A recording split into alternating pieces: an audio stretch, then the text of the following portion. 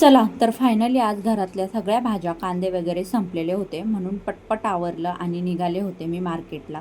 आता मी कुठे निघाले आणि आमचा भाऊ येणार नाही असं होईल का, म्हणून तो पण मागे मागे निघाला होता। मार्केटला पोहोचले आणि पहिल्यांदा 2 किलो कांदे घेतले। बटाटे पण घ्यायचे होते पण मला बटाटे एवढे काही खास वाटले नाही म्हणून बटाटे मी स्किप केले।